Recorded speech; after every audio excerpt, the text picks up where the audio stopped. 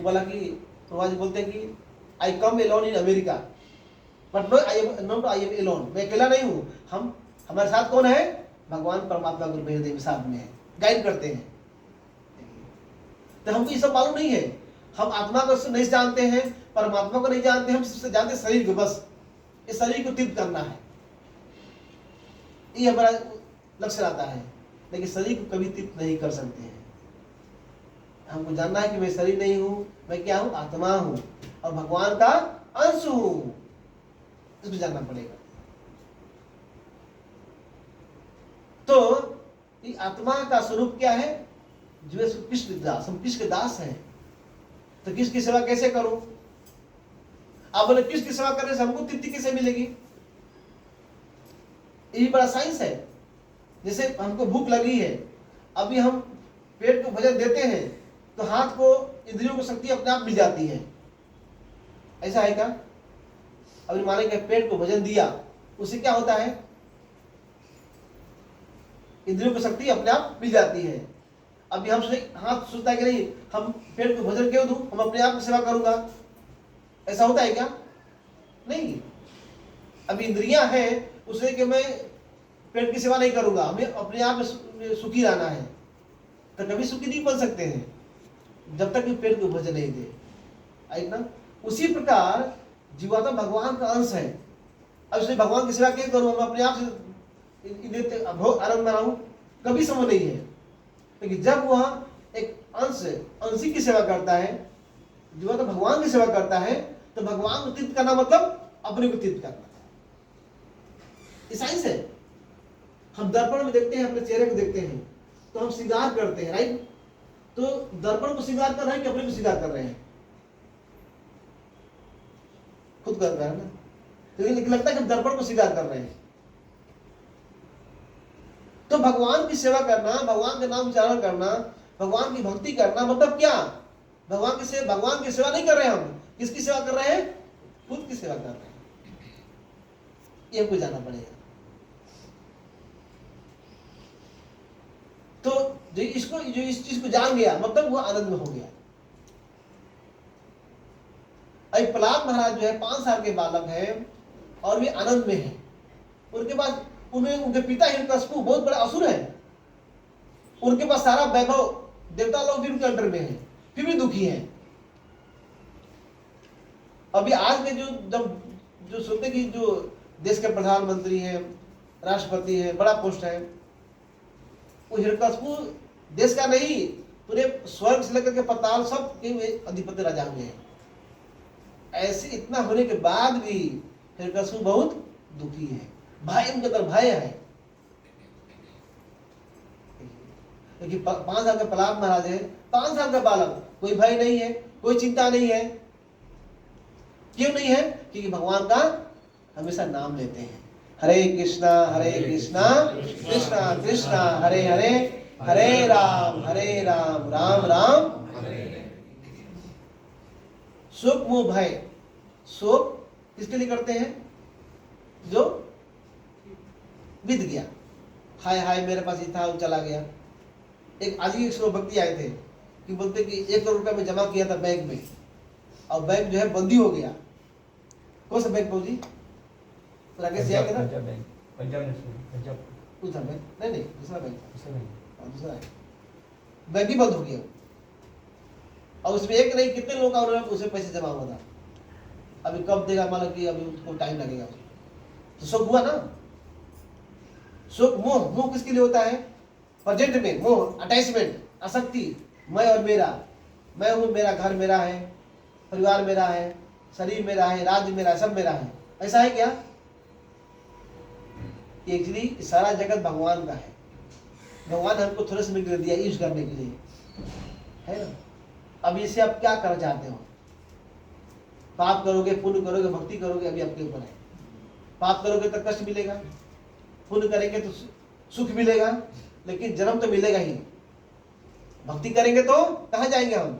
भगवान के धाम जाएंगे। स्वयं भगवान गीता बोलते हैं कि अगर देवता की उपासना करेंगे तो देवलोक जाएंगे, पितरों की उपासना करेंगे तो पितरलोक जाएंगे, और भूत प्रेत की पूजा करेंगे तो भूत लोक ही जाएंगे। अगर मेरी उपासना करोगे तो मेरे पास आओगे, मेरे धाम को आओगे। चॉइस आपका है, कहाँ जाना चाहते हैं आप, है ना। तो सब गीता में बता दिया गया है। यांति देवता देवान पितृ यांति पितृवर्ता भूता भूते यंति मध्याजिनो अपि मां। अभी चॉइस आपका है, कहाँ जाना चाहते हैं। तो ये भक्ति जो है इस जीव के लिए स्वाभाविक प्रवृत्ति है। जैसे मछली पानी में रहती है ना, कितना सुखी रहती है। वही मछली को अगर हम जल से बाहर कर दे तो हमारा वही हाल है।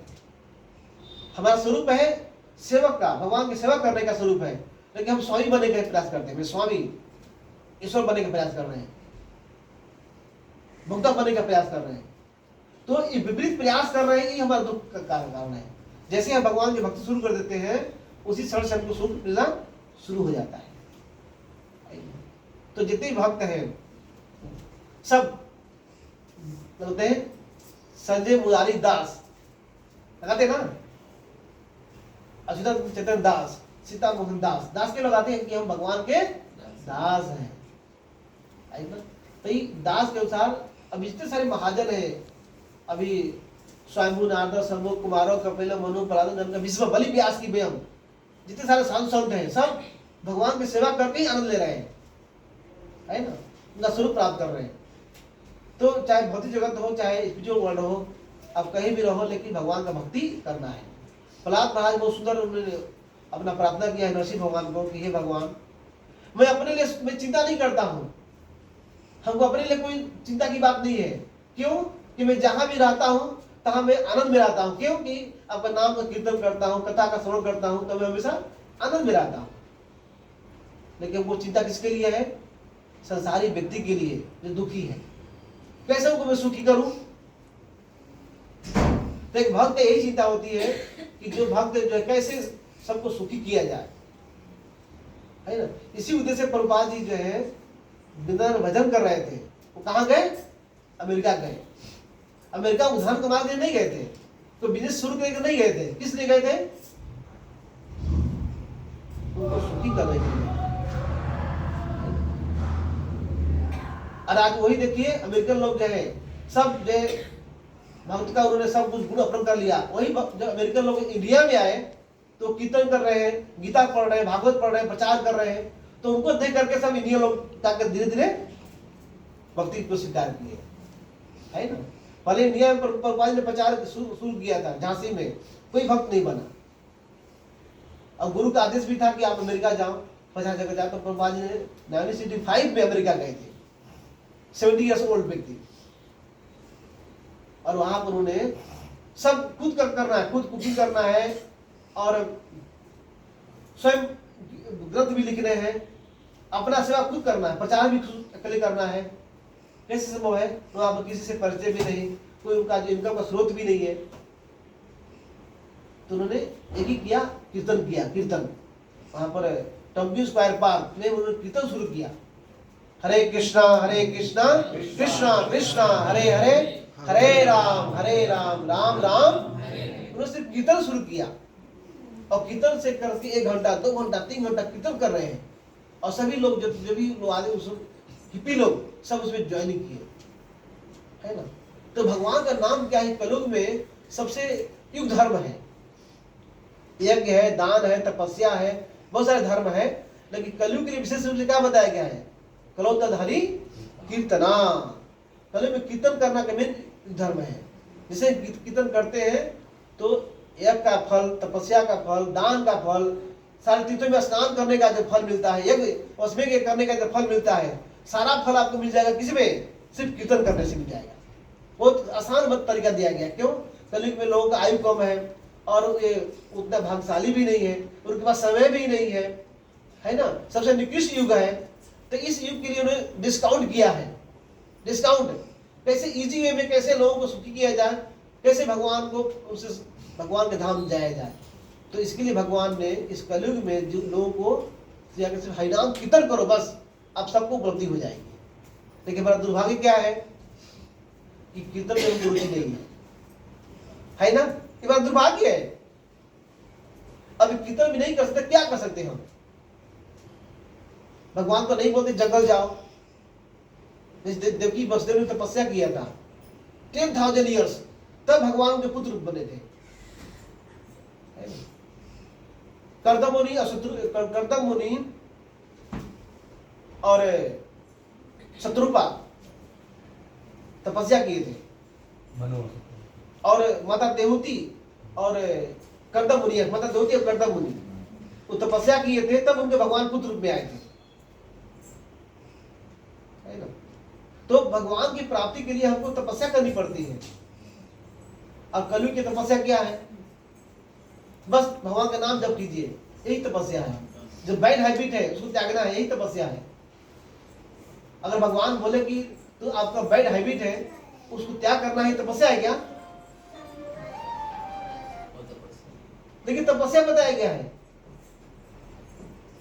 अब भगवान का नाम लेकर यही तपस्या है। गीता भागवत पढ़ना ही तपस्या है, एकादशी व्रत करना तपस्या है।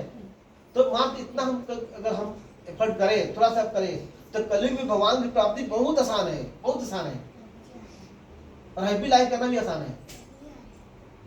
तो इसी उद्देश्य से इस्कॉन के खालगर का सेंटर जो है, इस्कॉन मंदिर यहाँ आया है खालगर में। किसके लिए आया है? ताकि सभी जीव जो है भगवान से जुड़े, अपने जीवन को हैप्पी करें। और ये सत्संग प्रोग्राम भी इसी उद्देश्य से हुआ है ना। सावन बिल्डिंग ना, यस, सावन इसका नाम है। सावन एक ऋतु है ना।